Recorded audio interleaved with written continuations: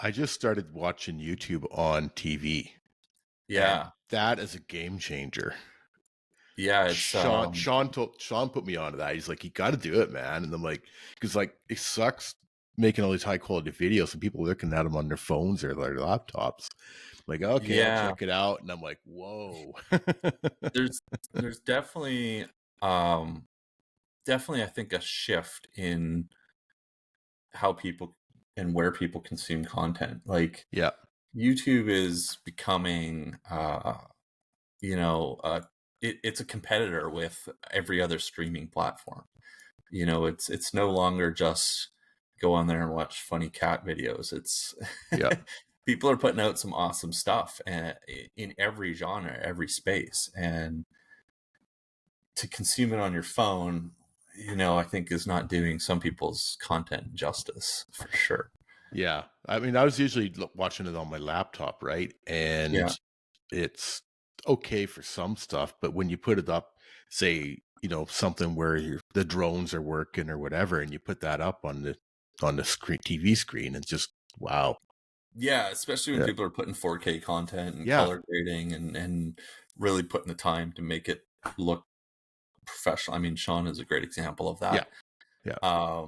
I would say that I probably my phone is the least place I watch YouTube, because if I'm able to watch YouTube, I'm not, I'm not somewhere where I'm just on my phone.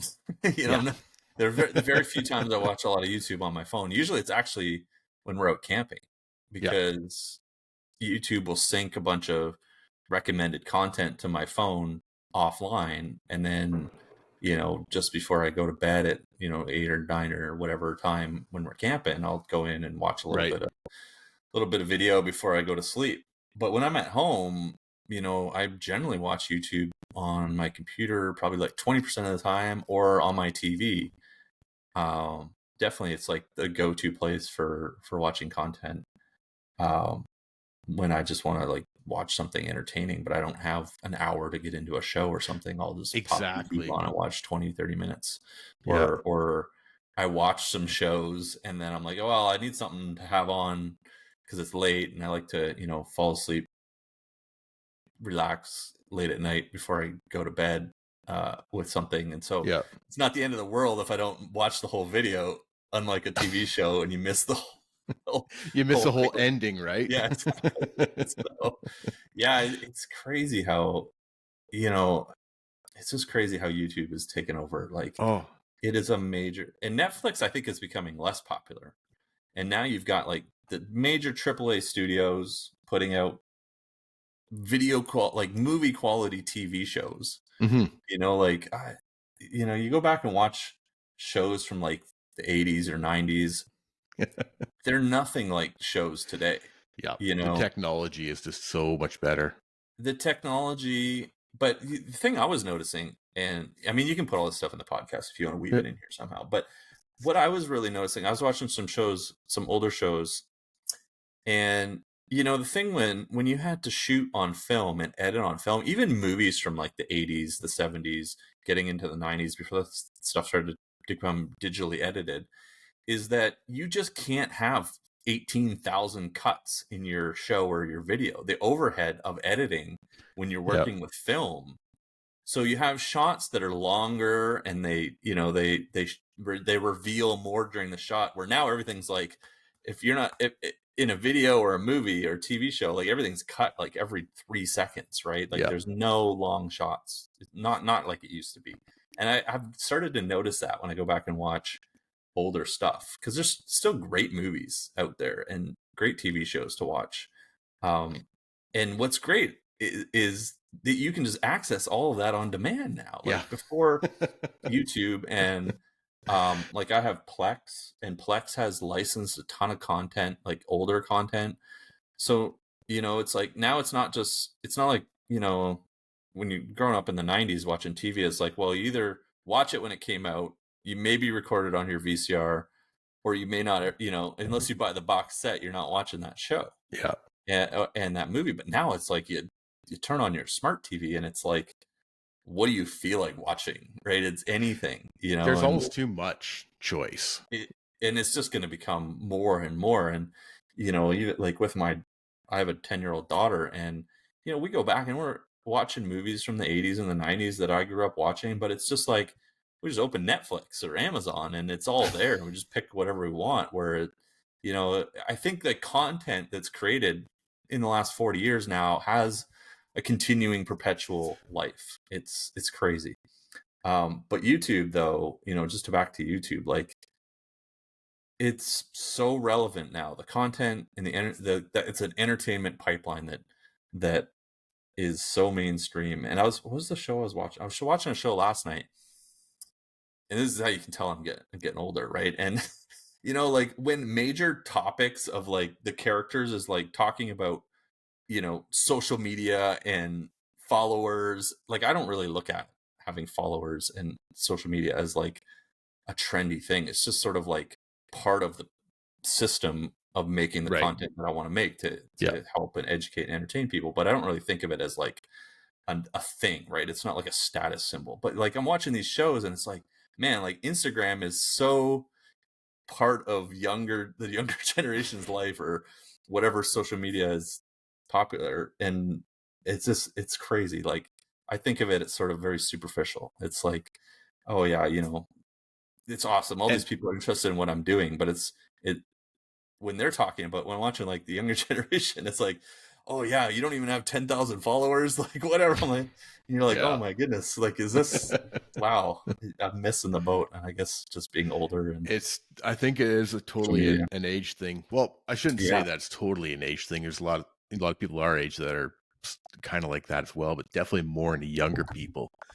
Yeah, It's and it's so mainstream, and it's just gonna get that's mainstream. And this is something that I've kind of kept an eye on with the content that I make and the audience that's watching it. Like my content has always been watched by, like 35 to 55 years old. yeah. That's the major demographic of the content that I make. But I think that audience is smaller than the 15 to 35-year-old crowd. But as that generation gets older, they're going to keep watching social media content. And so that older generation is still going to be as that generation gets older, they're still going to be um, watching content, but it will evolve, right? They're not going to want to watch the same content as when they were 20 years old, when they're 40 Right. years old. But a Yeah. huge slice of that generation is still going to watch content. So I think the space for older, more mature content, or hobbies that require more disposable income, like off-roading and overlanding, are going to become bigger social media spaces over time. Is sort of my hunch.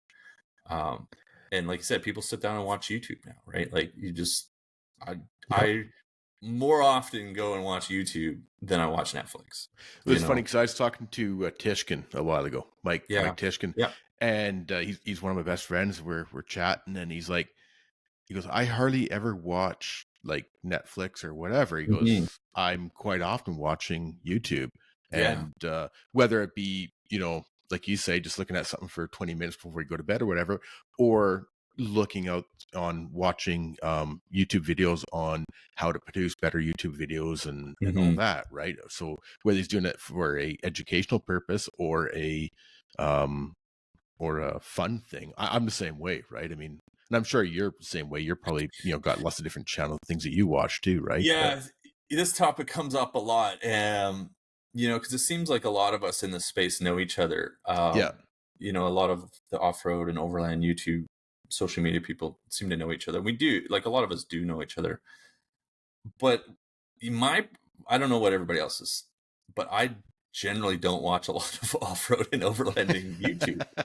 I have a lot of channels, like I'm subscribed to a lot of channels. I Yeah. keep notifications on to a lot of channels, and just stay current with what people are doing and what they're up to. But yeah, when I watch YouTube, I find myself watching stuff that I want to know, right? Mhm. Like when I mean, there's two pieces of this. One, when you sit there and watch yourself for 8 to 15 hours a week, that's your fill of off-road content Yeah. for the week I too, hear right? you. Yeah. So there's Yeah. that part of it. There's another part, and I heard this from other people as well, is you don't want other people's styles and opinions to influence your content too much. So I really stay away from review content and other things that might find themselves on my channel, because I want my content to be very me. I don't want it to be Yeah. influenced by other people's thoughts. And as Yeah. soon as I start watching a review, I'm like, oh, well, that's a good point. And then when I do the review of something or something similar, I don't want to sound like I'm ripping somebody off either. And then, I think, part of it is your own style, right? I want to keep my own style. And if I see a bunch of channels putting successful content out a certain way, I don't want that to sway me to curve my style. I want to make the videos the way I want. Yeah. And my videos are very, I think, different than anybody else's in the off-road I was just space. going to say that you are doing a really good job, I think, of setting yourself apart from others. I mean, I know you go out with Sean Lots and some of the other guys and Colin and that, but and those trip videos are quite different, but I like that you're doing other stuff. Like, you can make an oil change interesting. Yeah, like first and foremost, man, like I'm a car guy, right? Like, I mean, look at behind me, right? Like there's Yeah. car stuff everywhere. I love cars, and it's always been a passion of mine. And I really got into off-roading because, being here on the island, especially, it's super boring owning cars here on the island. Yeah. Like there's not a lot you can do, not a lot of places you can go. There's no track. Like, What we should do, actually, before we hop yeah. into that, let's do Oh the yeah. intro and then hop right into that. Let's go right back. Yeah. Put a pin in. What was I talking about? Cars. Cars. Yeah. Yeah. So Okay. I'll basically what I'll do, ask you, Otherwise, did I'm you going to talk forever. did you I'll quickly, I'll do my intro and stuff like that, and then I'll quickly ask you, how did you get into Jeeps and stuff like Yeah. that, and then Let's do it. that'll roll from there. So um just one sec here, just gonna roll up my notes. Grab a drink. Yeah, you bet.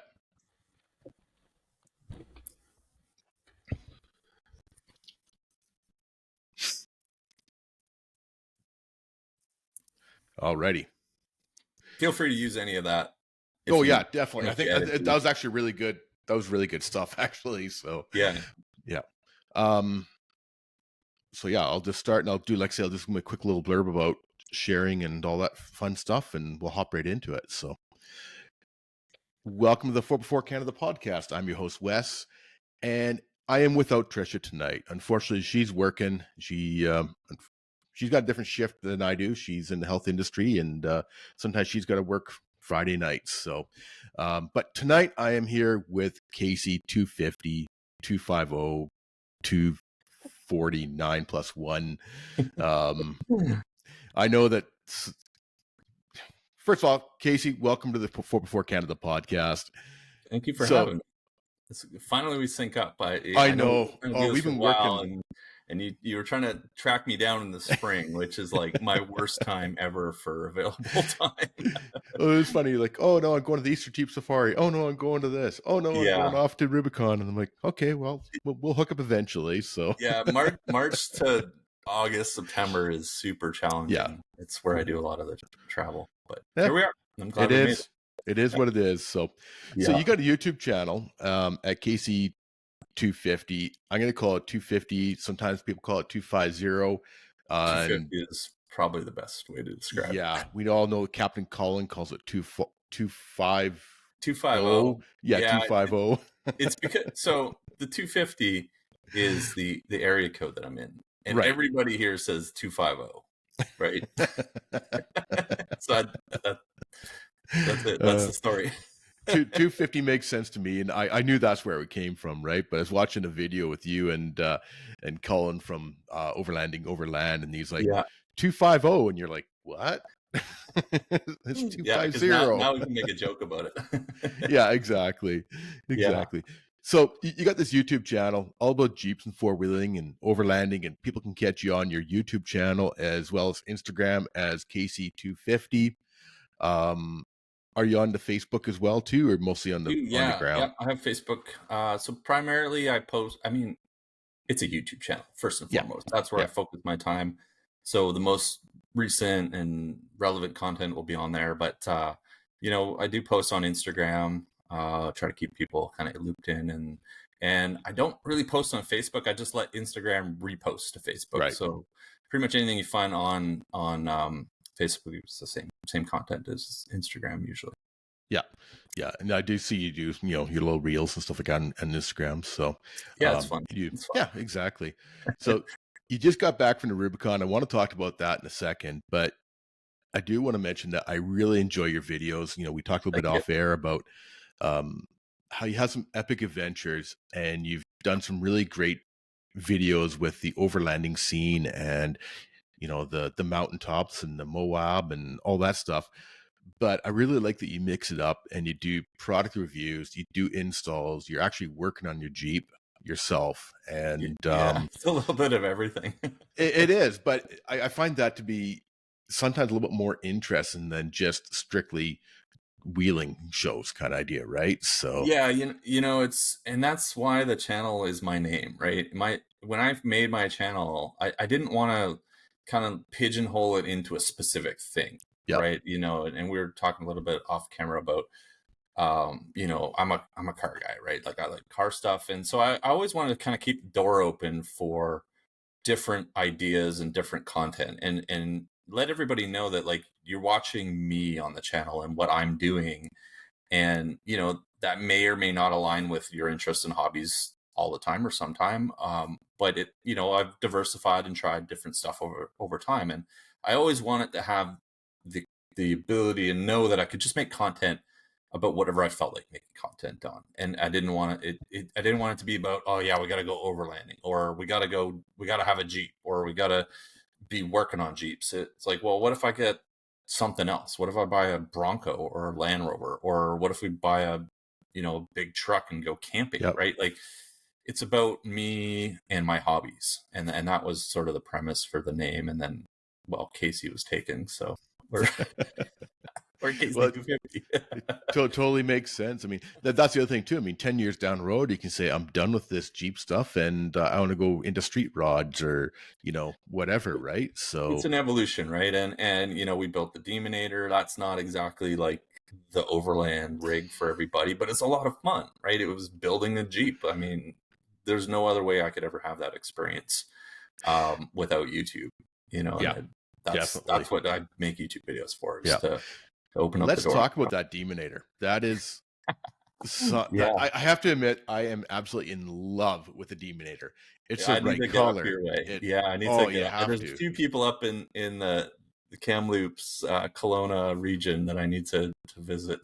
Oh, yeah, definitely. I want to see this thing in person. Like I say, I'm absolutely in love with it. It's a Gladiator. Just for the listeners that may have not seen Yeah. this thing, is a gray Gladiator on 40's 1-ton axles with a 840 horsepower. 840 horsepower supercharged V8.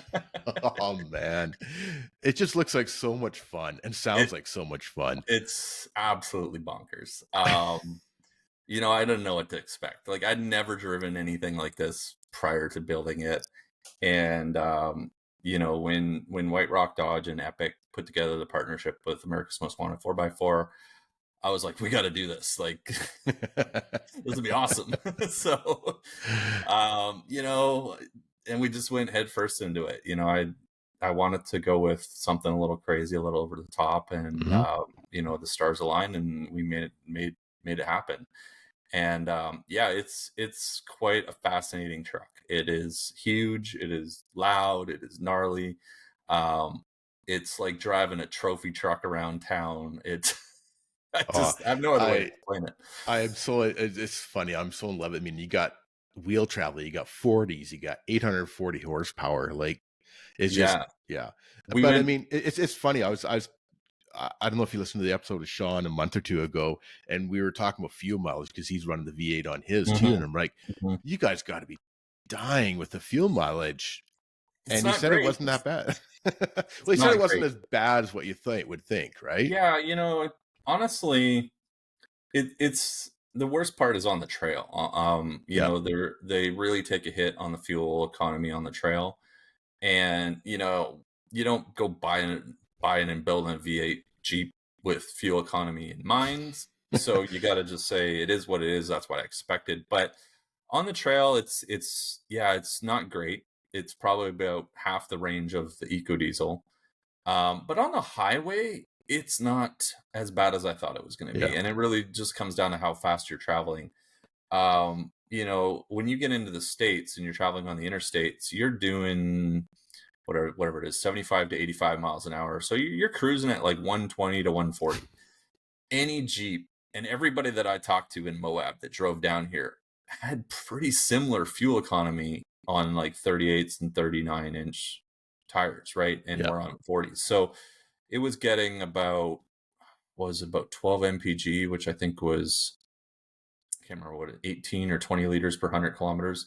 And I talked That's to a not few bad. people. Yeah, and I talked to a few people like that drove down with V6s, and they were getting about the same. Yeah. So on the highway, it's not the worst. It's not EcoDiesel good. We just got back from the Rubicon with the EcoDiesel, and it was getting 18 to 19 mpgs, so Mhm. around 11 and a half, 12 liters per 100. But that's pushing a big rooftop tent on the top as well. It's way less aerodynamic than, well, I guess it's aerodynamic is in call a Gladiator on 40s. But there is a lot of wind resistance. And we had another Wrangler with us that was an EcoDiesel, and he was getting probably 15 to 20% more range between fill-ups with no rooftop tent on the top. So Right. that was something I didn't know. Like, man, rooftop tents add a lot of wind resistance, and we don't really notice it as much up here because a lot of our highways are like 80 or 90 kilometers an hour, and even the Demonator, like it gets way better fuel mileage below 2000 rpm, so like below 100 kilometers an hour.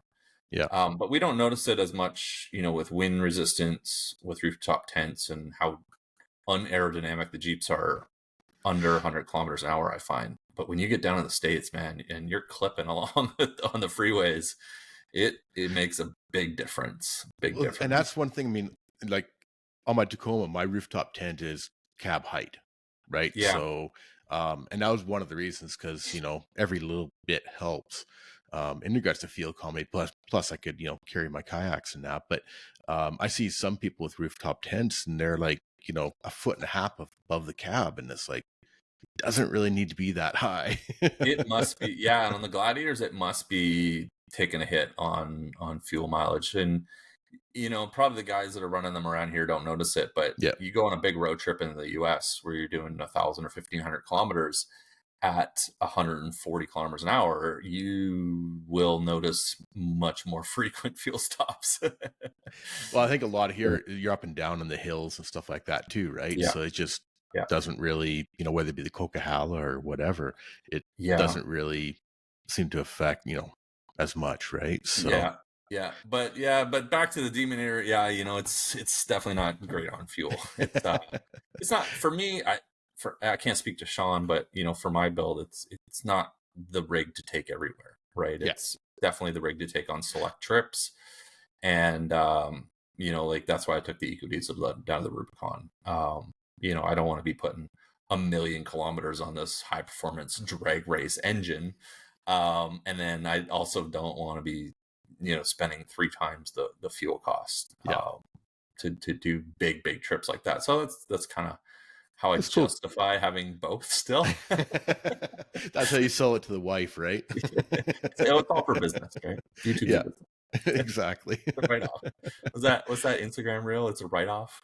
Yeah. There we go. It actually is a write-off. Well, it actually, yeah, for you, it is, yeah, for sure. So let's get back to the Demonator. I Yeah. briefly touched on 840 horsepower, 40's 1 tons.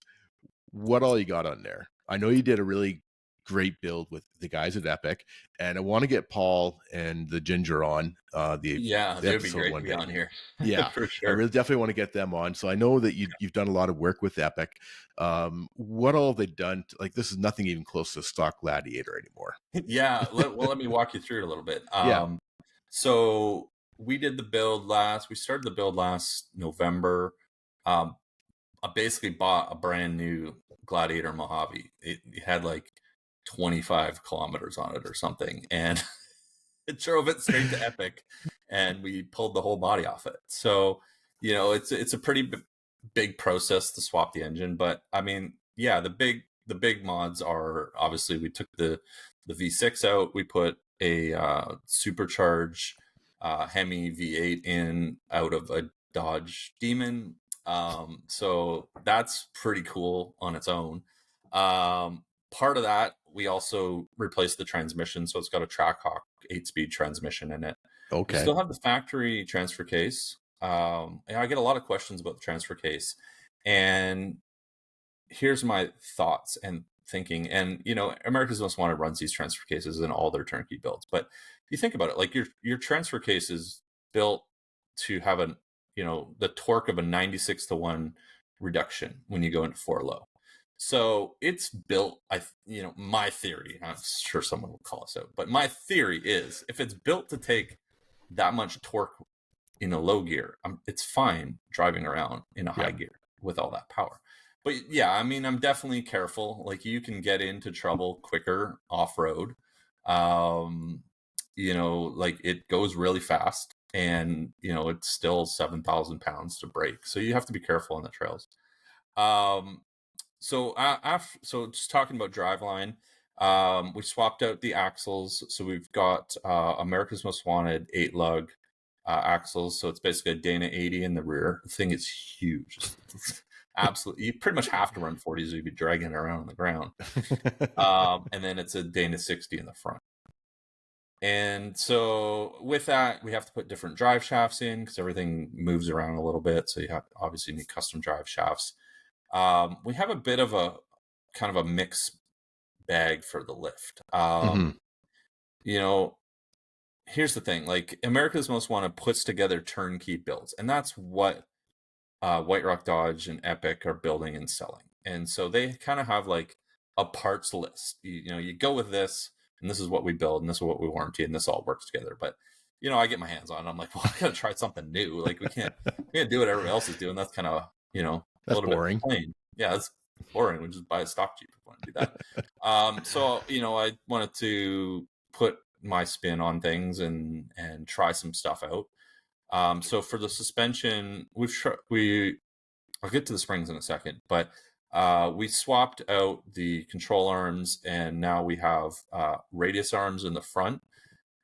It's a long arm kit from Metal Cloak. Yep. So it's a 4-link radius arm suspension, but it's their lock and load system, which is really neat because one of the connection points on the radius arm actually has a spring and a nut, and you can back the nut forward. Anyways, you compress the spring and it releases the tension on one connection point, because the problem with radius arms is when you flex, they bind a lot Yeah. quicker than a 4-link suspension, and so it effectively makes it a 3-link suspension, and it's a long arm. So my limiting factor with flex actually is keeping the stock fenders on there at the moment. So if we want to open it up, we could take the fenders off and probably get a lot more flex. In the rear, we have Metal Cloak's mid-arm kit for the Gladiators. And then for springs, we've tried a couple different springs, but we ended up settling on Terraflex springs. And so America's Most Wanted has custom-made springs from Terraflex. They actually have America's Most Wanted 4x4 on them. Okay. Yep. And they're all set up for the weight and the lift needed for their kits. So after messing around, we just said, no, we need to put the proper springs in here. This is one thing we can't play around with too much because there's just so much going on with the lift and weight and suspension, all that stuff. So that's kind of the rundown of the suspension. And then for steering, I put on Metal Cloak's tie rod and drag link up front, so you kind of see the nice gold underneath the front Yeah. bumper. It looks really And sharp. you're running the Elka shocks, right? Yeah, and so that's something else. America's Most Wanted kits all use Terraflex shocks. They're all custom tuned for their kits. Yeah. But I wanted to try something a little different. And this is all part of like trying things to give the audience my opinion and thoughts. Right. Well, it builds experience and knowledge for me for future builds and answering like everybody's questions they have around Yeah. what to use and how does it work. And it And may not. Elka's a Canadian company as well, And too, right? exactly. So for us being in Canada, I was like, wow, there's an opportunity here to work with another Canadian company. Yeah. And to me, that's a great direction to go. So we have on there their 3.3-inch tube shocks with Mhm. remote reservoir, and they are massive. They're a real interesting setup. They make some really good stuff. And what's unique about the Elka shocks over other companies is that they have two adjustments on them. So they have a high speed and a slow speed adjustment on the shocks. And that gives you more opportunity to tune them. And we can tune their responsiveness in different situations more than with just a single one dampening rate adjustment. So Right. we can tune out, like we can make them very firm for a slow speed. So let's say braking, we can tune out nosedive, or we can tune out body roll going around a corner by making them stiff, but we're not losing, the comfort and smoothness on a bumpy forestry road. So we can make Right. the high speed. So when you're going over something like really quickly, we can make it softer. And that's what I say. It's like driving a trophy truck around. The shocks, and this is something I've started to tell people when they ask about builds and what I should do for my lift. And I say, well, take all your money and buy the best shocks you can, and then with what's left, buy springs and maybe drop brackets. Don't spend your money on control arms unless you've got lots of money to spend. But like a good set of shocks Yeah. will bring so much more ride comfort and control and just more enjoyment to your Jeep than spending all that money on control arms, for instance, right? Yeah. Like if you want to go and try to spend, the most efficient amount of money, buy good shocks, buy some springs, buy some drop brackets. And that's a really good setup. That would be a much more comfortable ride than budget shocks and control arms, Yeah. spending all that money on control arms rather than the shocks. You'll I agree with you on ride a lot that. I mean, more. coming from a racing, off-road racing background, shocks is a huge difference. Yeah. And quite often, a lot of people may not need the long links and stuff like that as much as they need a good shock that can do the rebound and the good compression on it, right? So It makes such a difference. And there's some really good shocks out there. I mean, the Falcon shocks have been great on the mhm. Wrangler. The Elka Yep. shocks are awesome on the Demonator. I really want to try out the Bilstein B1 or B8 Yeah, 8100s. they're new ones, That's a yeah. remote reservoir shock. So that's not just like, sorry, not just a remote reservoir shock. That is like a remote bypass shock. So Yeah. normally when you see the reservoirs attached to the shocks, either with a tube or part of the shock with Falcons, it's just for extra fluid, for more cooling, Yeah. which, increases performance. But with the Bilsteins, with the remote bypass, it's like an actual dampener that changes rates, like a coilover, like a, King double throwdown or whatever they are. Um, but they're pretty they're pretty expensive. They're like 8 grand or something for a set. So I'd love to try those because I've heard really, really good things. And with our builds, and especially where we are, like to me, coilovers aren't that attractive. They're a lot more maintenance. They're noisy. They don't like all the mud and the gunk and the trees and all that kind of stuff. So to have a really good shock that does something similar, but we can still run a shock and coilover setup, to me sounds like a pretty good thing Yeah, to a try. lot of guys have a lot of problems with corrosion and stuff like that on Yeah. some of these American brands of coilovers. Yeah. And I think most of them seem to have that kind of an issue with the coilovers. Yeah. Some And I some are mean, worse than others, but getting into coilovers, it's like you got to maintain them.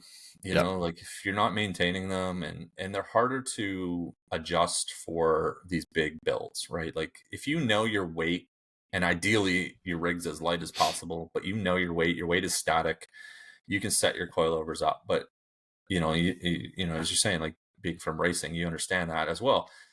When you have shifting weight and you're carrying around extra fuel or extra water, or yeah. your tools are in and out of the, like my Jeep can sway 500 pounds in the back. It's just a really difficult setup to run with coilovers and be able to have that change. If springs work, use them, right? Yeah, That's, and with some of these bypass shocks, you know that's, if you're going to think coilovers, consider bypass shocks, right? That might be the better solution. I'd yeah. love to try some of those Bilsteins. Yeah, Bilsteins just got to washers. save up the pennies.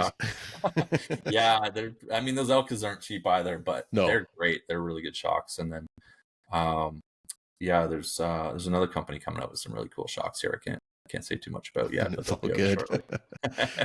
Cool. Yeah, I do like the fact that Elka is Canadian, and Yeah. it is another company, another group of people I want to get on board here, and I'm saving my pennies for some Elkas for the Tacoma, but Yeah, it's they have a whole Jeep lineup, yep. and you don't have to get the 3-inch mega shocks either. They have smaller ones I and was gonna say or 3 inch is pretty big, and that takes up a lot of space too.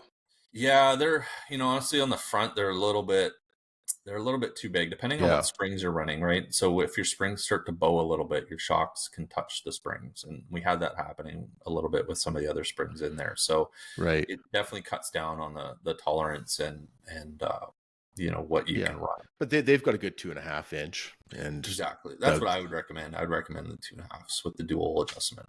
Those would be killer on anybody's rig. yeah, exactly. So the Demonator, but Yeah. before that, you had We your should go through the rest of it. Yeah. yeah. Let's go through the rest of it, and then we'll hop into your EcoDiesel. Yeah. So we covered shocks, steering. In the back, we've got a decked system that I'm using for all the security and gear and tools. We changed the rear bumper to metal cloaks, high clearance off-road bumper, which is really nice. I really like that bumper. And then I've got an adventure rack system on the bed that's holding my rooftop tent. And then we've done a bunch of lights. So we've got Baja Design lights all over it, which I think are just, I mean, they're really good quality lights and Yeah, they look good. And also they have nice covers. Like this is a huge issue with a lot of companies. And where we are, we have to have all our lights covered. And Baja yep, Designs makes really nice, easy to remove covers, not just covers that do the job, but I've used covered on other lights. And once you snap them on, you can't, they're really hard to get off, right? You need a screwdriver to pop them off. yep. But yeah, I love the Baja Designs, all their lights. They're just, everything just feels really well made, looks really well made. They use universal connectors and you can build your own connectors and all that kind of stuff if you want. And that's all run off an S pod inside. So we've got an S pod with a touchscreen on the inside to control all the lights. And then we haven't really done too much to the interior other than, we did custom leather on the seats. So if anybody's watched my videos, you'll see that the Mojave wasn't the Jeep that I ordered. Funny, the Jeep that I ordered literally just arrived at White Rock Dodge a month ago. So it was over a year to get that Jeep. So when the Jeep didn't arrive on time, we were kind of scrambling around trying to figure out what plan B was. We ended up with this really nice Mojave, but it had the slate gray interior. So it's almost white, and that was not going to work, Yeah, not with what we do. So we did custom interior on there with new leather seats. It's all diamond stitched with and old that's Jeep. something that Right Rock Dodge offers. I mean, we've Yeah, talked with they'll do it Malcolm all. from Crimson Off Road, and he's got his red seats, Totally. his baller seats, and White Rock's awesome. Like, most people don't understand, just what you can do at White Rock Dodge. Like yeah, if you want to build a Jeep, it's the place to go. They'll take care of everything you need. They're not there marking up cheap lift kits on your rigs. Like everything there is built by Epic. Epic has a very standard set of parts they use that they've tested and they yep, know, and they're confident with, and you can get everything built and bought through White Rock Dodge. It's not to just sit here and plug them, but well, it's not like it's any dealership I've ever seen. And they'll exactly, Rich is the GM there. He's super awesome, and he's a car guy. He probably had more fun building the Demonator than I did. Like he just loved to see it come together, and he loves to see these builds come together, and he's super passionate about it. And a lot of people there are super passionate about yeah, Jeeps. You go in there like Kevin, he's just running all these customer appreciation events and getting people out that have no idea how capable their Jeeps are yep. and what they can do and where they can go. And people are buying Jeeps from White Rock Dodge, and Kevin's taking them out, and there's lots of other off-roaders there that are in the Jeep scene, and it's super cool to see them being more part of like the off-road community than just a dealership, and that is Yeah, big I've difference. noticed that lately, like say Yeah, taking them out on runs, but and like everything that they buy from, I mean, just take a look at your fellow island guys, Colin and from the Overland Yeah. and Crimson Off Road. They just picked up their Jeeps. Everything that they've done is covered under warranty and is rolled into one finance package and one payment, and It boom, yeah, done to go. it Like, it just certainly makes sense. alleviates a lot of that build pressure if you want to get a few extras out of the gate, and you Yeah, can put that all part of your package. And White Rock Dodge is super fair with everything, and that Epic's building it, and Epic yeah, is like the place to get your Jeeps built. Like they do awesome work, and they know all the parts that they use really well, and are confident with them. It's not anything that's just untested, or you right. know most people probably won't let put certain parts on there too. Like, I'm probably their worst customer. But part of what I do, and everybody knows that too, right, is like, you go to Epic and you get your Jeep built, and they know the parts to put on your Jeep, and that's what they'll only sell those parts. They'll only put those parts on, but somebody has to be out there testing and trying new stuff, and giving feedback, and they help me out a lot with trying random stuff. And I get a lot of "I told you so's" from the Ginger, but that's just part of the game, right? It's fun, and everybody there learns a little bit of something. And it's not only like, "Hey, I saw that on the internet, so you shouldn't run it." It's like, "Hey, no, Casey tried that and it didn't work. Yeah, yeah. And so you should go the direction we're telling you." So that's part of it. And I think my audience understands that. And when you go into Epic, you understand what you're looking for at that point. Well, there's something to be said about doing the trial and error on their stuff, and not, how am I going to say this?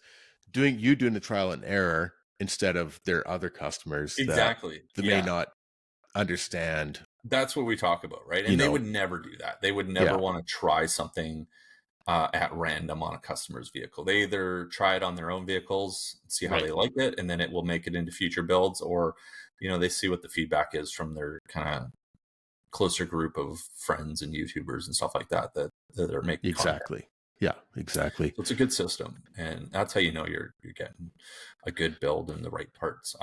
Everybody that I know that's gone to Epic is just always smiles when they come back with their Jeep, right? Yeah, yeah, yeah. Yeah. I've definitely had everything I've heard has been good about them for sure. So let's hop on to your EcoDiesel. That must have Yeah. been a bit of a switch going from the Diesel to 740 horsepower. 840, 840. 840 Well, horsepower. the Deco Diesel's no slouch either. It's for an off-road. So I think the Demonator is my favorite Jeep to drive on the highways and on the road. Right. It's so smooth. It's just such a great driving vehicle. And it's great off-road, but it is big, it's heavy, it's wide. So it's not the most nimble, capable off-road vehicle that you want to take everywhere. With the EcoDiesel, that's why we still have it, right? It can go anywhere. And I think at the end of the day, I prefer the Wrangler platform over the Gladiator platform. There's definitely a lot of pros to building a Wrangler over a Gladiator. Like, you don't have to deal with the spare tire because it just goes on the back. It's a lot shorter and more nimble on the trails. You're not paying a premium to get a Gladiator in the first place. And then you're not paying a premium to deal with your cargo and your other stuff in the bed. So to go overlanding, Everything's dry. it's dry, it's clean. And to go overlanding in a Gladiator, I mean, you pretty much, people argue with this, but you pretty much need a topper of some Yeah. sort on your Gladiator. It's a bit, it's a bit handicapped if it doesn't have somewhere to securely store all your gear, because you only have inside the cab. So now you're paying the Gladiator premium in the first place. You're paying the topper premium. You got to figure out what you're doing with your spare tire. So there's some big disadvantages to Gladiator, in my opinion. And while I love the Demonator, it's probably one of my favorite vehicles I've ever owned. But for on the trails, when we really got to get through some tight stuff and long road trips, the EcoDiesel Wrangler is still, I really like it. And I think all my future Jeeps will be Wranglers. I won't buy another Gladiator. It's definitely my preferred platform. And I've got the EcoDiesel just kind of operating exactly how I want it. Everything's stowed and stored exactly where I want it. Yeah. And the last piece I'm really sorting out is, honestly, the rooftop tent is still a bit of a up in the air, trying to figure that out situation. And it's not so much that I didn't like how it was before. It's more so I'd like to put a hard top on and not have a rack. and that way I can run a snorkel and a particle separator on a snorkel, and that's sort of my kind of next evolution is Right. get a hard top on there. I think that'll alleviate some of my frustration having to deal with a soft top all the time. Bolt a rooftop tent right to the hard top with a, like a backbone or something, and Right. then put a snorkel on so that I don't have to worry about air filters and stuff all the time. But yeah, with the Wrangler, we've kept the EcoDiesel. I kind of wasn't sure what direction I was going to go after building the Demonator, and I didn't want to get rid of my Wrangler that's pretty much set up exactly how I want. So Right. I'm kind of glad I did, because it's nice to have the option to take either vehicle depending on what the trip is. If it's a bit of lighter off-roading, some exploration, maybe up to, top of Mount Peak, the Gladiator is fun to take. It's a lot of fun to go for a rip.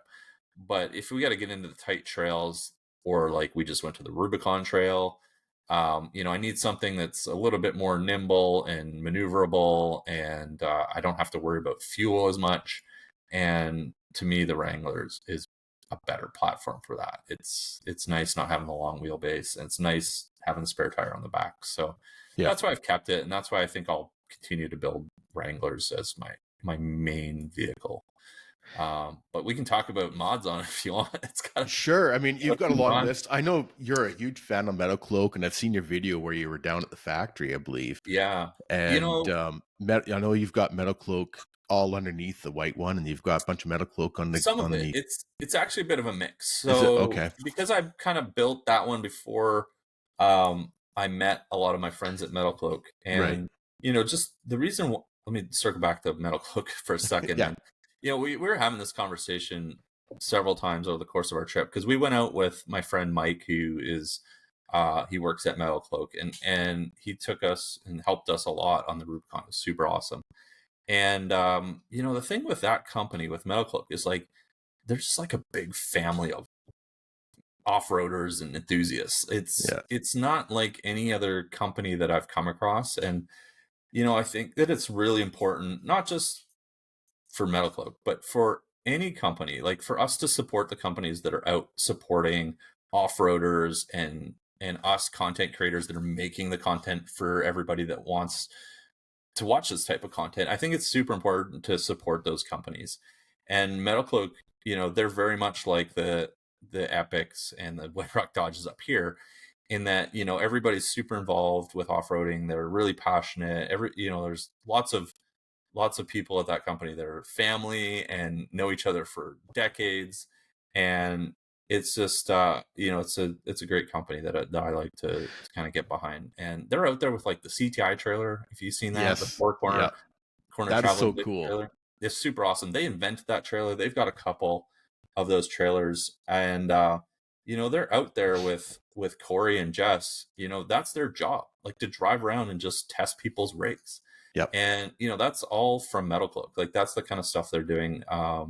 They we just found out when we're on the Rubicon, they're actually sponsored a huge section of the Rubicon. So Okay. shortly, there's going to be an area off of the Rubicon that's brought to you by or sponsored by. I'm not actually sure what the branding is going to be on it, but like the Rubicon is in their backyard, and so they really Yep. want to give back and make sure that the trail stays maintained as it We is. should give a shout out to they've got a podcast as well called They Modern do. Jeep. Yeah, Modern Yeah. Jeeper Show.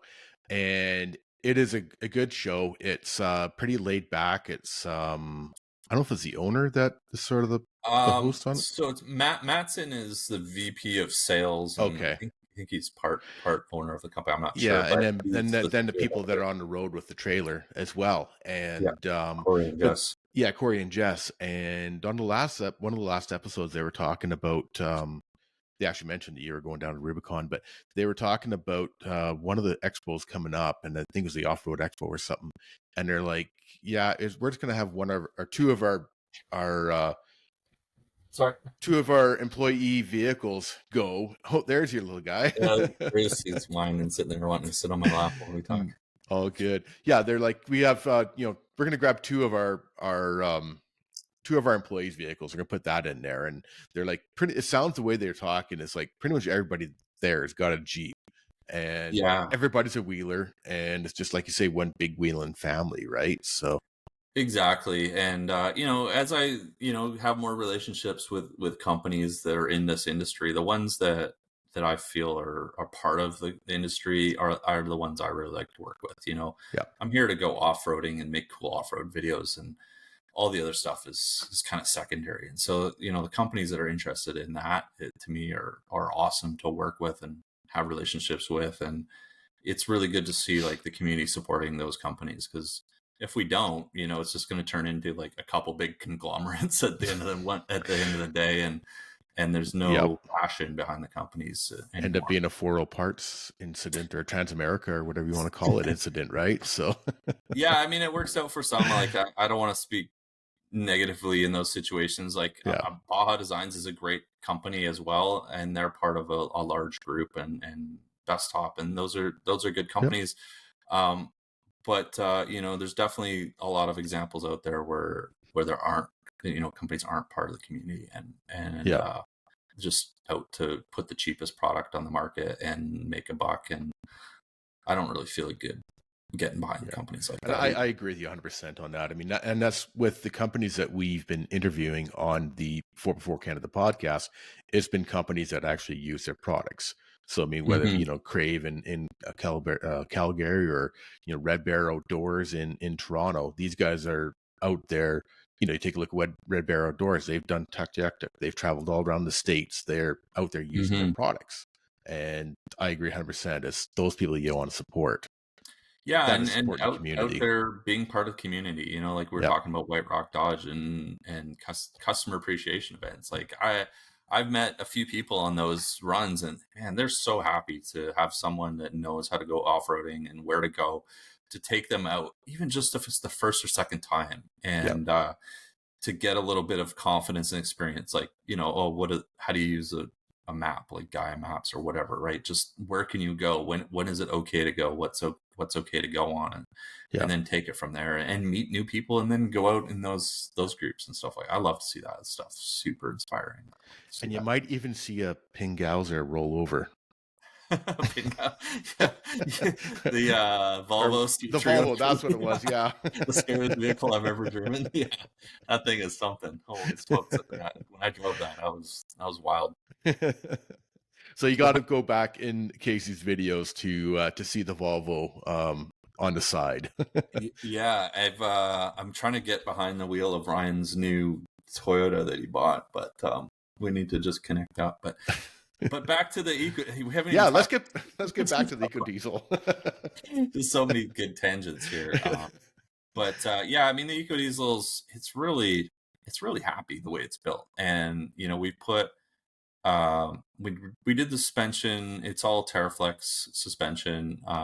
They make great products as well. They've held up really well in all our conditions and many snow trips and salt and all that kind of stuff.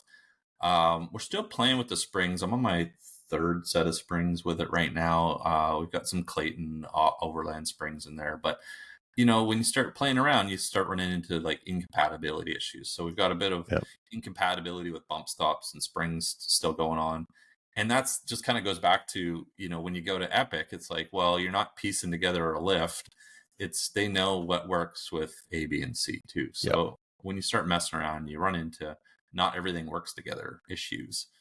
We've got the Falcon 3.3 shocks on there, which have been really good. Actually, tomorrow's video, we just had to replace the rear bushings, the bushings in the rear shocks, because they were worn out. Like, actually wore out the bushings from off-roading. Well, it's better than But wearing I've out the had them on shock. since, yeah, I've had them on since day one. They're like 55,000 kilometers on them, Yeah. so they still, the rest of the shock is totally fine. What else we got on there?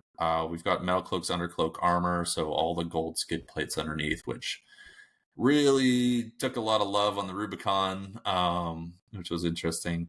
And I still kept the factory fenders on there. I really like the factory look of the JLs and the GTs. Like, that is something you'll see like on my builds so far, is that I keep the factory fenders on there. I don't want to lose that sort of look that Jeep is creating. And Yep. that also goes to the front bumper as well. Both of my Jeeps have the factory front bumper on them. And we just take the end caps off them and put a worn winch kit in them and Right. put a worn winch on them. And I like it. I think it keeps the image that Jeep is currently trying to make. Because to me, and this is all personal preference. Like anybody can build a Jeep however they want. It's totally cool. But to me, it's like, well, if I start throwing a steel bumper on there and chopping the fenders, it looks like every other Jeep for the last 20 years at some point, right? Like there's only so many steel bumpers or aluminum bumpers you can build in so many ways. So Yeah. I like to kind of keep that factory look in the front end, factory grille, factory fenders, the new headlights in the factory. No Angry Birds grill. Never see that on my bill. But if that's your thing, Each that's to their own, right? Each to you know their what own. So I love.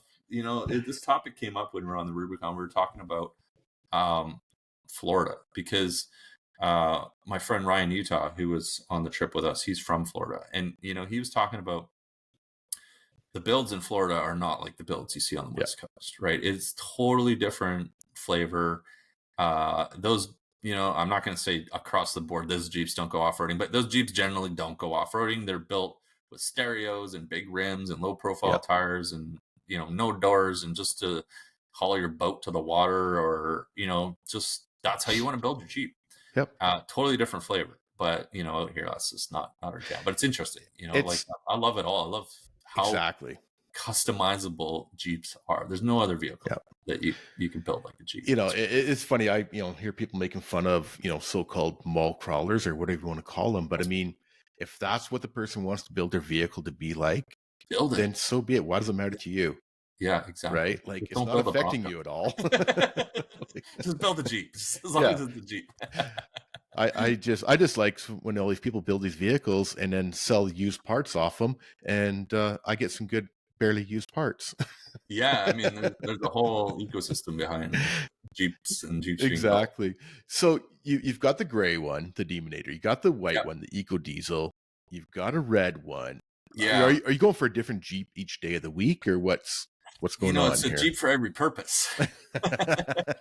So I've still got, if it wasn't for YouTube, I wouldn't have any of these Jeeps. It's really, Yeah, it's about the tools for the different jobs. And, I appreciate everybody that supports all the videos and the content and watches the videos and subscribes and all that stuff, because it makes this happen. But, I keep 3 Jeeps.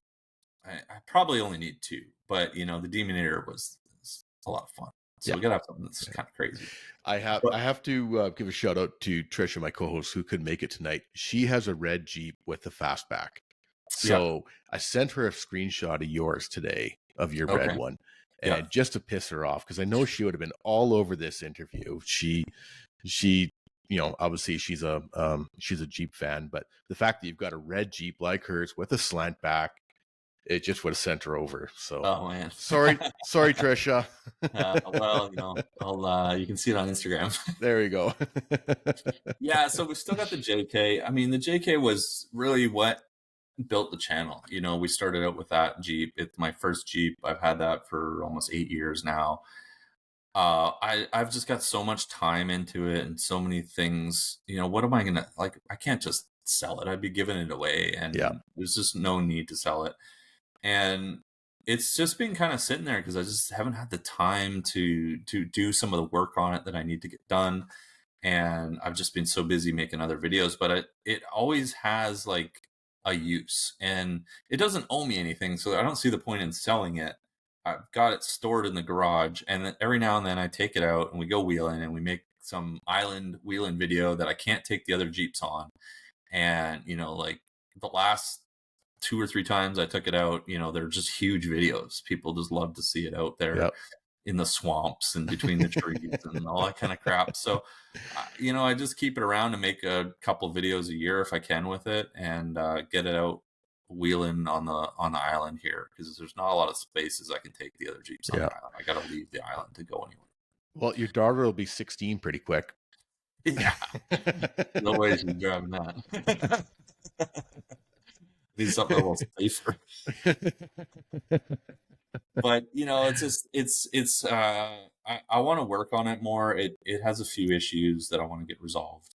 But I want to work on it. I want to try to find some more time to work on it, and I just keep it around for long and short, a rainy day, like, Yep. it's just literally a rainy day to go wheeling because that's the It's, best videos.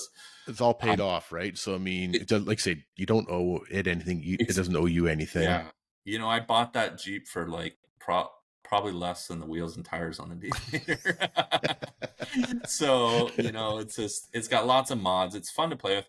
And, I think there's a lack of JK content being generated on YouTube. So Mhm. I'm really trying to figure out, where I can get the time to work on it because people like to see the JK mod videos. And not everybody has a new Jeep. Not everybody's, you know, out buying brand new JLs and JTs. And Yep.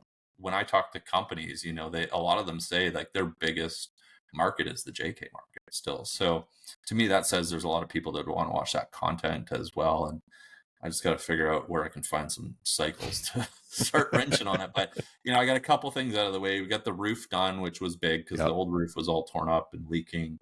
We fixed the wheel bearing on it, and somewhere along the line, I completely killed the battery. So I got to figure out how to revive the battery so I can start it. And I got to drop it off at my buddy's house to just get him to kind of go through some of the stuff that wouldn't be very interesting to make a video about, Right. get Yep. it ready to go do some wheeling. Because I really, really want to make like 2 or 3 videos at least over the winter here on the island with that Jeep. Yeah. That's the goal because it's built, it's capable for everything. Well, like I was saying off air, I mean, you doing that's one of the things I like about some of your videos is doing different stuff. It's not all just wheeling and stuff like that. Hmm. And like I said, like I mentioned, you can make an oil change interesting. It's all So, about the title and thumbnail. yeah, exactly. That's true too. That's But yeah, true. that goes back to the channel name, right? And why the channel is my name, right? It's about Yep. me and my hobbies and what I'm doing. And, a lot of that is off road related these days. But I don't Yep. want to be, I didn't want to make it like have Jeep in the name, or I didn't want to have 4x4 in the name or overlanding in the name. I want it to be about what I'm doing. So Yep. people watch kind of the content, I hope, for me and sharing my hobbies and doing what I'm doing. And, if we transition to different stuff, then the channel's still kind of about me doing that kind of stuff. And Yep. I've got lots of ideas for the future. Not everything is about Jeeps. It's always about getting outdoors, doing that kind of stuff and vehicles. Like I'm a car guy. I love working on stuff and modding and making it my own. So that's always going to be a core of the channel. But, like I've kicked around the idea of what if we do like a full size build, do a full Yep. size with an off-road camper that gives me more range and more duration out on the trail or out exploring. It's really hard to drive to, northern BC and go camping in a rooftop tent for 14 days straight.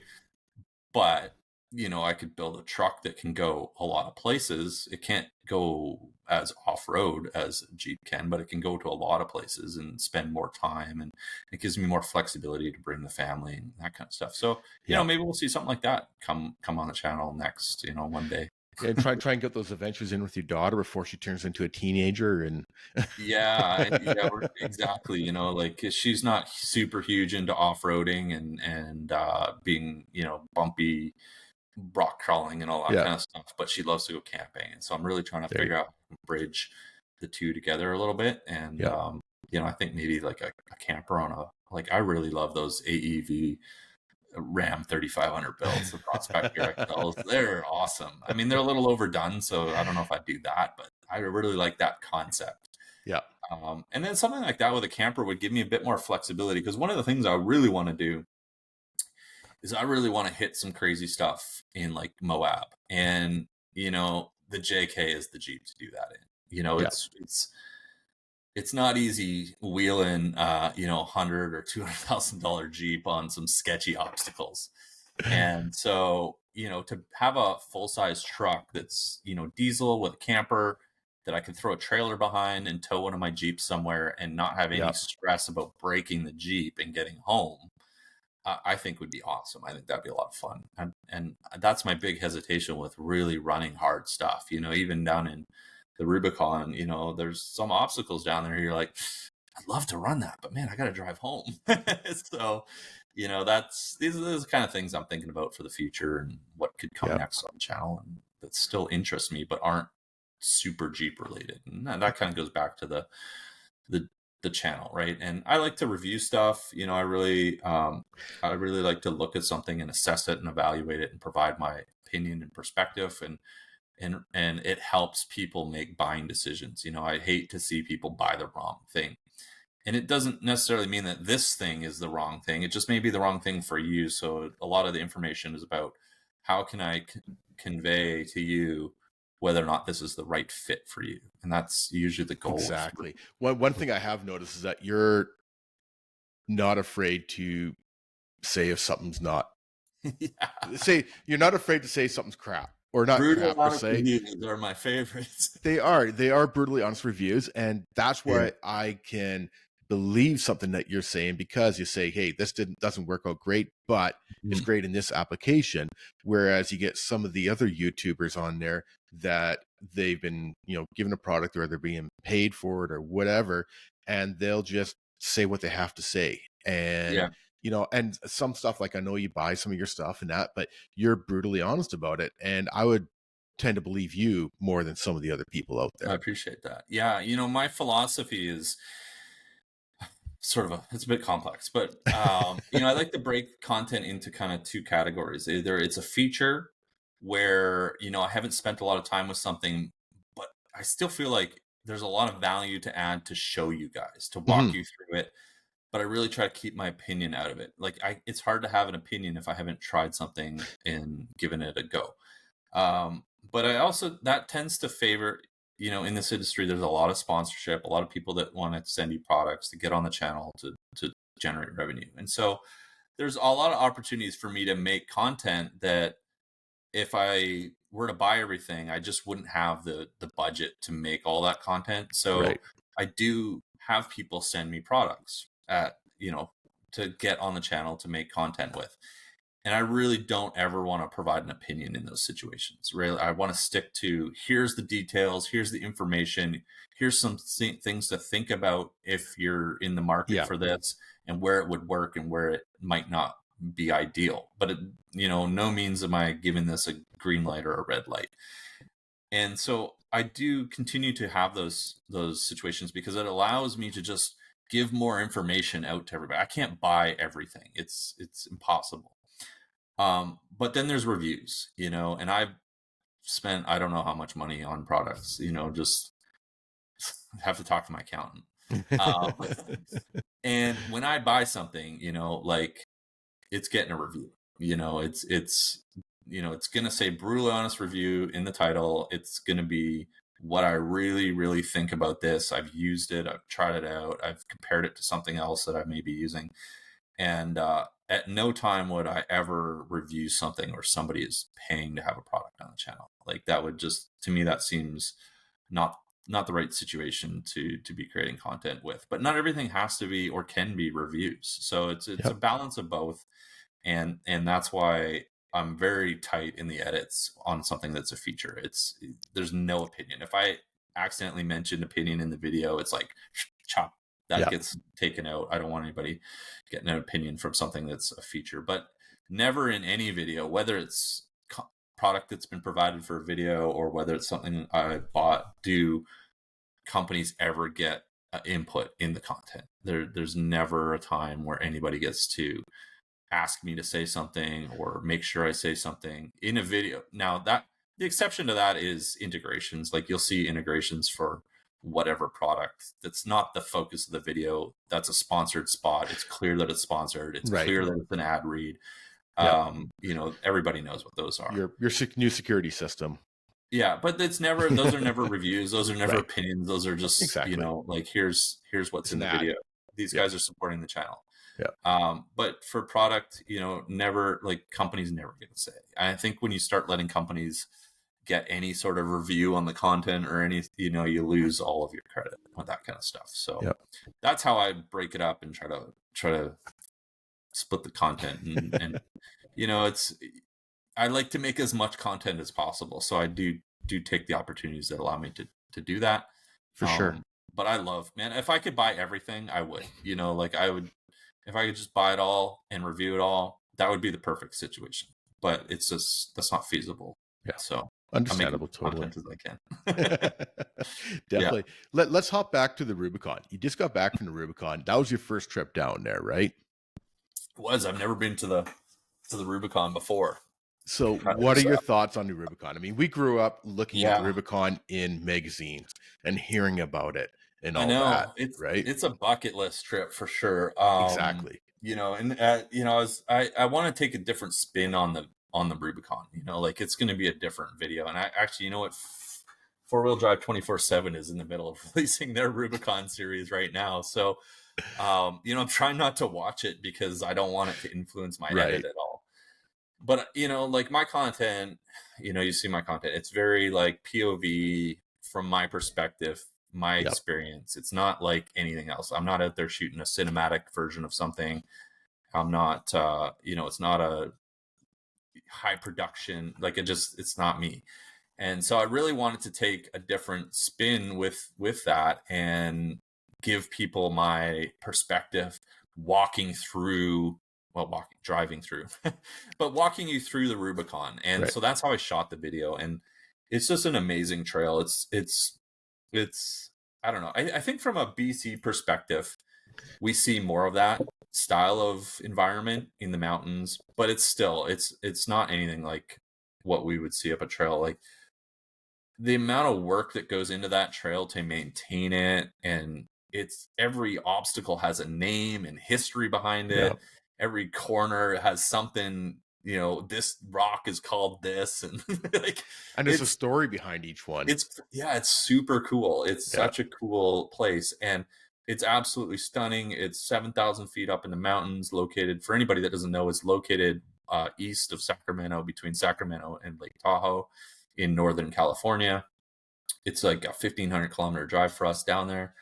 But the trail, it's relentless. Like it is not like anything up here. It is rock crawling the entire 12 miles. There's very few breaks.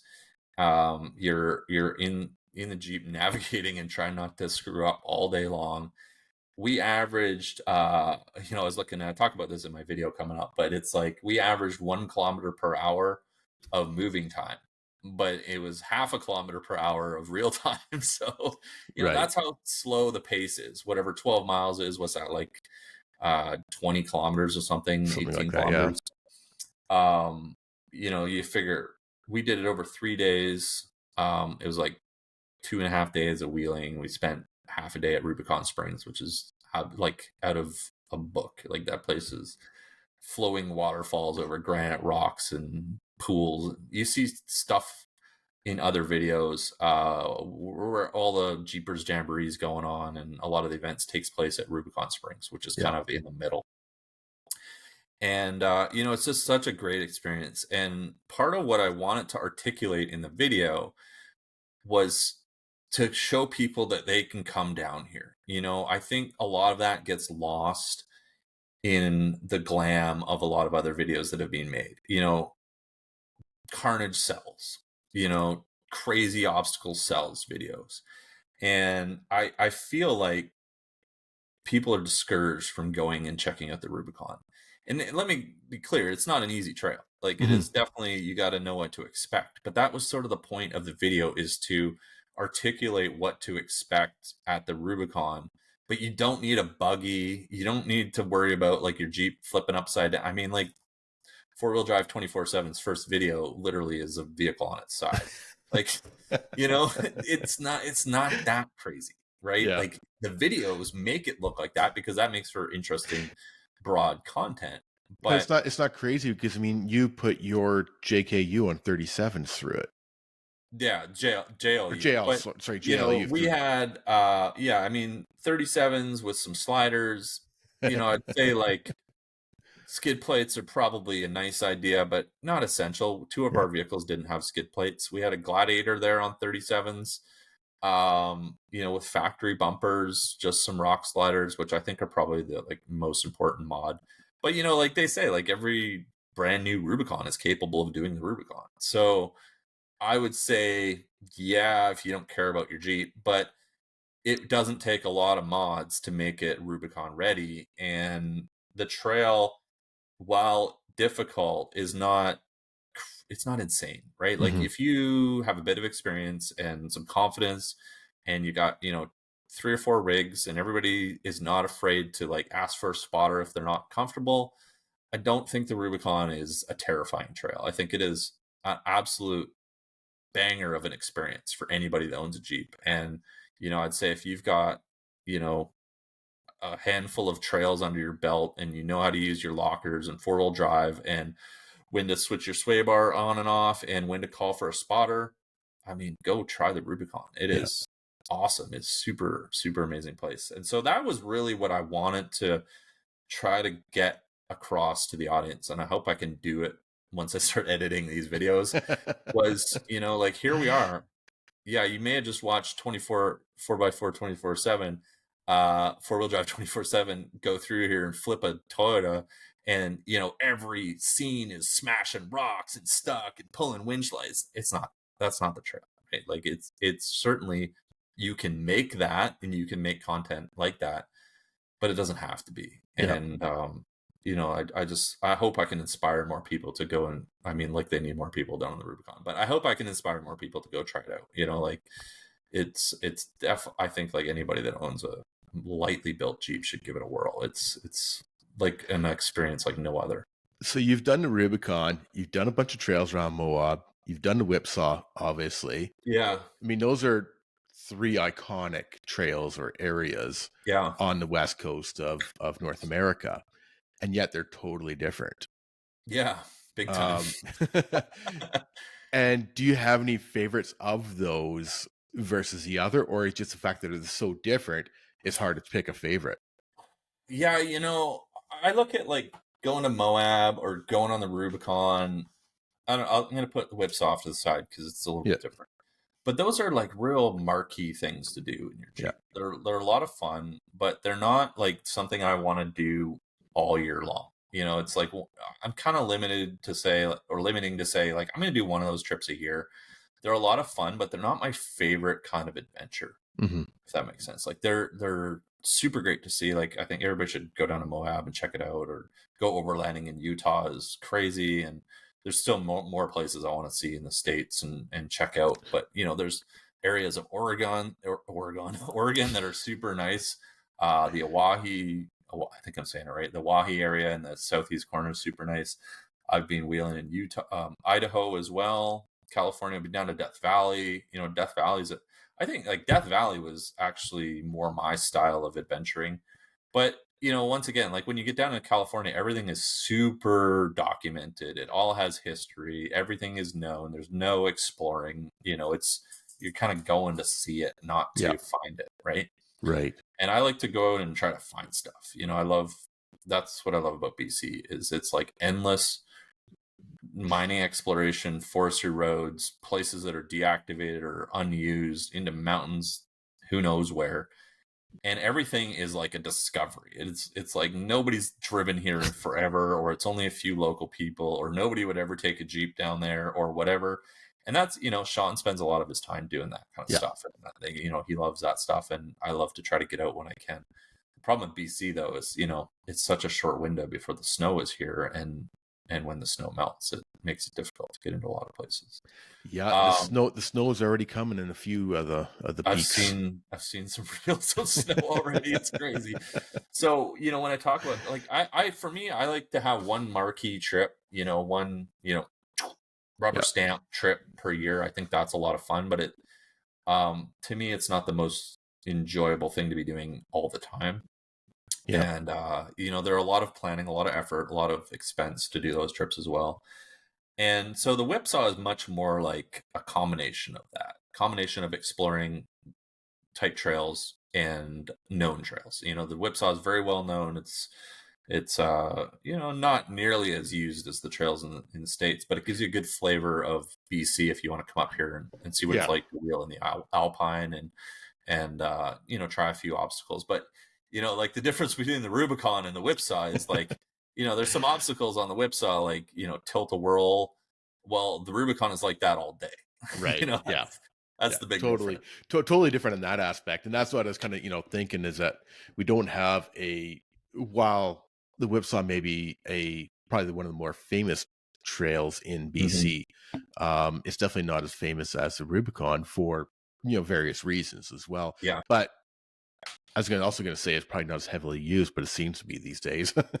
Oh, But the Rubicon, I tell you, that trail is like a freeway.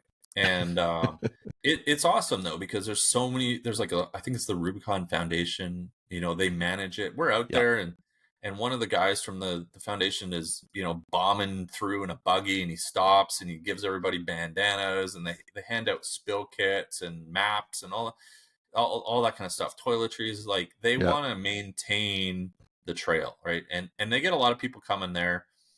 I think this might be something actually to talk about in the video, right? Is like a lot of people coming there that aren't campers, because you have to camp. Like, it is not easy to complete the Rubicon in one day. It's yep, 12 miles of, like I said, 1 kilometer an hour. So it's about 15 to 25 hours of wheeling to get through it.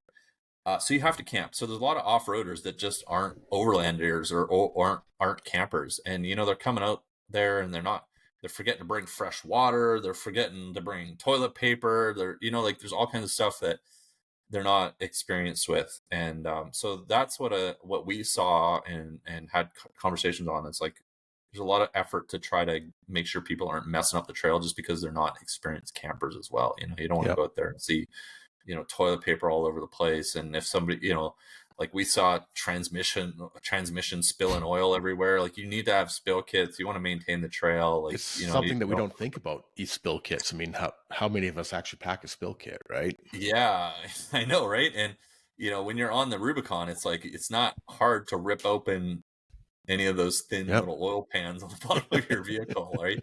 Or peel back a diff cover or something. So uh, it the frequency of it happening is much higher because of the amount of people going through there. yep, But at the same time, it makes for such a cool experience because it's so well maintained, and there's so much going on, and everything has like information about it, and it's so iconic. So that's the big difference. The Whipsaw Trail is like, it's very Canadian wheeling area. You're in the Alpine, it's out in the mountains, and all that kind of stuff. But it's a beautiful trail for people to come up here and experience a little bit about, what we get into and what we wheel, without doing the pull something up on Google Maps and see if you can get there method, which is, kind of we our, are so lucky in Canada. I yeah. mean, especially BC, but BC is unreal. It's BC's like, exactly. BC's incredible, and we are so lucky. I mean, even southern Saskatchewan, I'm sure we could find something, but it's overall the whole part of Canada is just beautiful, coast to coast, right? So Yeah, and that kind of goes back to my thoughts around builds, right? Is like, how can I see more of BC?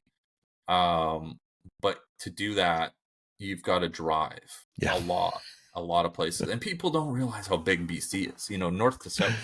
I was looking at this the other day because Sean and Paul and Maury, they drove up to the Alaskan Arm there, yep. and went to the Salmon Glacier, and that drive is the equivalent of driving to Los Angeles. Like, it is, you don't realize it, right? And that's only like halfway up British Columbia. Yeah. So it is a lot of driving, and requires a lot of time, and you don't want to spend 2 or 3 days on the road just to go to somewhere for a night or two, right? So Yeah. being able to spend more time on the road is something that I've tried to figure out the right equation with builds, and it's really hard in a rooftop tent in a Jeep, especially if you want to bring your family. Yeah. It's not Yeah. easy. I'm going to shift gears here for a second. Yeah. The other day, I was scrolling back in through some of your videos and I went way back to your first video, Jeepapalooza Oh man. 2018. Yeah. That was an awesome video, right? That was great. That Hmm. was great. So, but I do want to give a shout out to Jeepapalooza. Oh yeah. And if you can maybe fill listeners in on what Jeepapalooza is and what they're Yeah. all about. Well, you should come to it next year. I'm hoping to. So every year on May long weekend here in Canada, what is the long weekend? It's not BC Day or Victoria Day. It's Anyways, Victoria, I May think. long May long weekend, for as long as I've owned a Jeep, other than during the pandemic, Jeepapalooza has been going on, and it's an island event here on Vancouver Island, up in Comox, which is a charity event to raise money for BC Cancer Foundation. And so it's put on by local volunteers. There's a volunteer group and the Comox Valley Jeep Club, and it's, it's hard to explain what it is because it's really changing Hmm. what they're trying to achieve. I think because originally it started out, there was not many vehicles. Like I'm going to say less than 30 vehicles for the first year I went, which wasn't the first year of it happening. And so it was very easy to organize, go wheeling, go out on trails, do some camping, raise some money for charity. But it's grown into like such a huge event now that it's really, where does everybody go wheeling? Because on the island, a lot of the land is controlled through private companies. Yep. And so the access to it isn't like the rest of British Columbia. There isn't like crown access to a lot of areas that are easy to get to unless you go north of like Strathcona. So there's not a lot of accessible areas. So everything is sort of controlled by a forestry management company, and they have to get authorization to run Jeepapalooza on their land, all that kind of stuff. So the events turn into like a really big Jeep gathering. And you know what? I don't think it's necessarily a bad direction to go in because there's lots of great successful Jeep gatherings in the United States, like Smoky Mountain Jeep Invasion and Jeep Beach, where there's like literally no wheeling, but Yep. it's everybody bringing their Jeeps, vendors showing off parts, showing off your Jeeps, getting some obstacle courses going so people can kind of mess around and have a good time and camp and hang out and just be Jeep enthusiasts. And I don't know, I kind of feel like that is a good direction if Jeepapalooza is going that way because it's really hard to get 300 vehicles or so out on a handful of runs in some very specific trails. And that seems to be like the challenge of the event is like Yep. everybody's like, oh yeah, I want to go Jeepapalooza and go wheeling. And then 300 vehicles take off on, 4 different runs and it's chaos sometimes. So but I don't think that it has to be a wheeling event. And I think it can be like BC's premier fundraising Jeep gathering where off-roaders come and maybe they can do something where we can have some sort of sub events where you can test your rig or whatever. I don't know. But that's what they do at like Jeep Beach and Smoky Mountain Jeep Yep. Invasion. Yep. But it's a great event. I love going. I love supporting it. We had the White Rock Dodge crew there this year. They had a bunch of Hemi Jeeps there. It was super awesome. And I love going because it's just a great weekend to meet up with a lot of my friends in one place, a lot of people that I've Yep. met and know over the years that, live all over the island, over the province, and everybody kind of comes together and we have a great time. And we raise money, like tons of money. We raise so much money for charity. It's super awesome and so many Jeep enthusiasts there.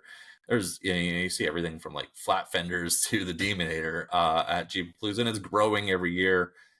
And I just think it's a great charity to support, and it's in BC and it's local to me on the island, so I always make it a priority to go to it.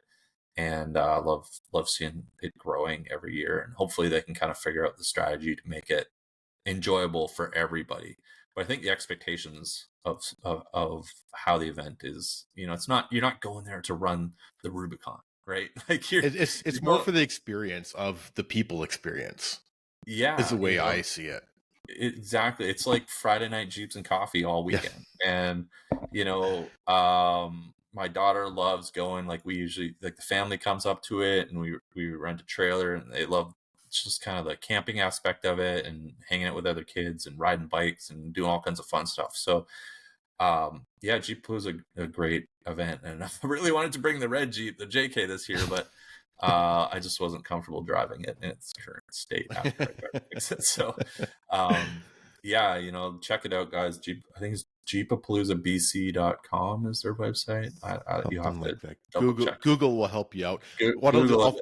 I'll throw a link in the show notes. I'll figure it out and throw in the show notes Yeah, as well I'd love too. to see So more and more people come into that. I would love to see it so big that they sell out instantly, and just it's such a great charity event at that oh, point too. it's a great cause, and it from I know a few people have come from the interior, so whether it Yeah, be 100 Mile House or Kelowna or whatever, and there's a lot of people coming from the mainland, and yep. it's just seems like a great event for Jeepers to gather. And They're really figuring it out, and I think like the growth has been challenging to manage, Mhm. and everybody's doing it part-time volunteer. Like Yep.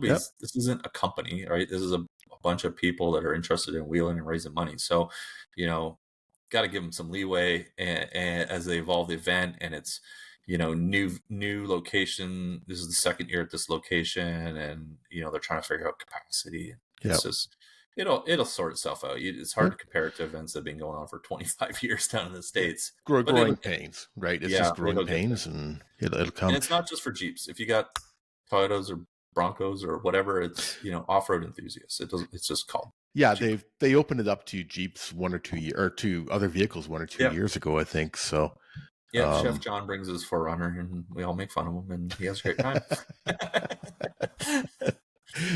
nice. Yeah. The going back to some of your older videos again, it was Mhm. so funny when I come across one and you're so excited to have 500 subscribers. You know, now I'm you still excited to have 5 well subscribers. yeah. Understandable, yes, but now you're up over 65,000. You know, Yeah. your goal, you know, is I saw the other day that you're looking for 100. I mean, that's the next I wanna iconic get there. number. Yeah, the Yeah. plaque would be awesome. Yeah. So definitely, you know, everybody check out Casey250 at on YouTube and subscribe. Get him up to that 100,000. Appreciate it. I know that Yeah, Colin from Overlanding Overland, he's going for 1 million, I but know he's got some great goals. I appreciate and admire his I enthusiasm for think them. he'll get to 100 before he gets to his million. So, but Yeah, we'll see. I mean, you know, at the end of the day, it's like I don't know. You know, like subscribers, I appreciate so many people subscribing and watching the video. It's just you don't really consider it that often, right? It's just like, hey, I'm banging out videos, I'm responding to comments. I love seeing everybody watching. You don't really think about how many people are watching the videos. yeah, It's kind of crazy, and you know, it's awesome to see so many people enjoying and wanting to see my perspective on things. It's super fun. I love it. I was listening to a podcast a while ago and they were talking about numbers in the podcasting world. Hmm. And they said, imagine if all those people that downloaded your podcast were in a room together, Oh, I know. right? Yeah, So same thing as you look at your YouTube world. Imagine all those people, you know, that yeah, have subscribed or you know, watched a YouTube video of yours all in one room. I mean, it's yeah. kind of mind blowing when you think about it that way. Yeah, Sean and I had this conversation a little while ago talking about, you know, if everybody that was subscribed was here, we'd have a, you know, it'd be like you'd sell out a stadium, Yeah. right? It's kind of crazy. And yeah, the channel just passed, was just past 11 million views on the channel. So, you know, Wow. that's a lot of people have watched something that I made, which it's pretty cool. Yeah. It's pretty cool to be there.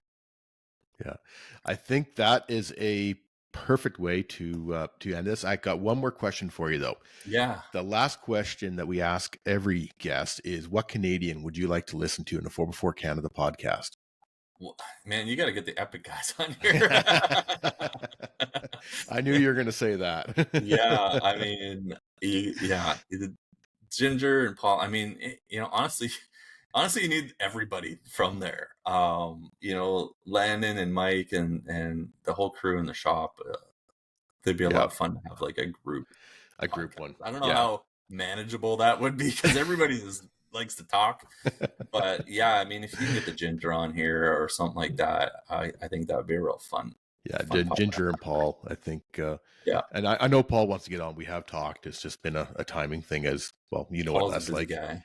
Yeah, he's a busy guy. You know, I would, you talk to Ryan, you know, Ryan from Modular Racks would be a lot of fun. Hmm. He's got a lot of great stories with his new Toyota and driving that Volvo around. He just came back from, was it Overland Expo Mountain, where he drove his new Toyota, not new, I mean like 1980 or whatever the heck it is, with no roof on it. He drove it all the way to Colorado.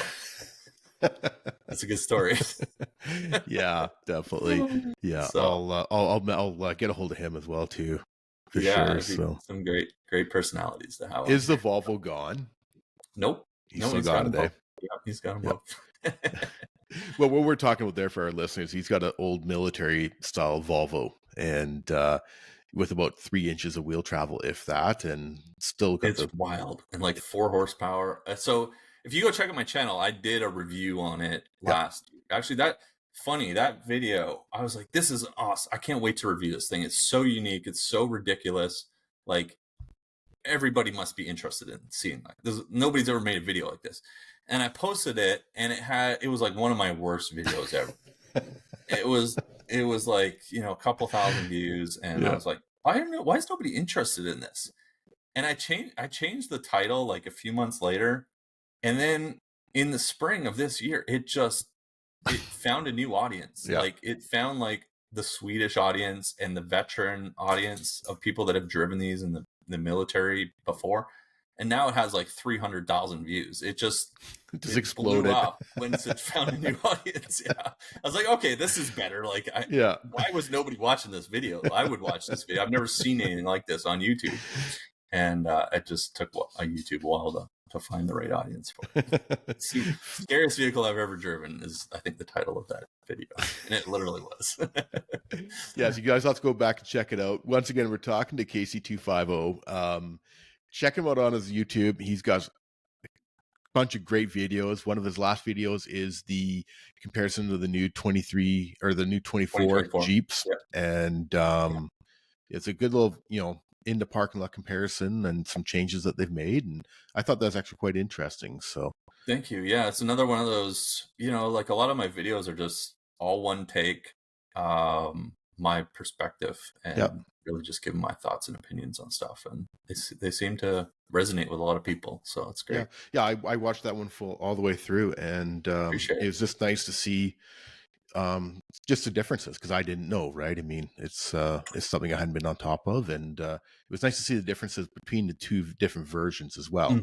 Yeah, I The love to do videos like that because, I find like a lot of review stuff is not done by Jeep owners or off-roaders either. So exactly. when I Yeah. get an opportunity to review something in our sort of our niche, I really enjoy that because it's a different review. Yeah. It's not Doug DeMuro or Straight Pipes review on something. It's like someone who owns or has that hobby Yeah. reviewing that. So Exactly. Yeah. Cool. Awesome. Once again, do want to thank everybody for listening. And if you like what you guys are listening, like what Trish and I are doing with the podcast, please mention it to your friends. Please hit the review buttons and give some reviews. But more importantly, share it out to your friends. And we really appreciate everybody that listens and supports us.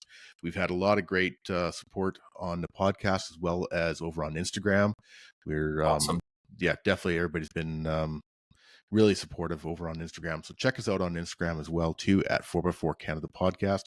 Once again, KC250 on YouTube and Instagram is probably his major ones. Check them out, and really appreciate you taking the time, Casey. I know you've been busy all over the world, it seems. So It's crazy, yeah. No, I'm glad we could finally make the time, and I appreciate you having me on here. And it was awesome just talking Jeeps and YouTube with you. Yeah, definitely been great. And yeah, we'll definitely hook up soon one day and get out on the trail and go from there. Sounds like an adventure. Perfect. Okay, I'm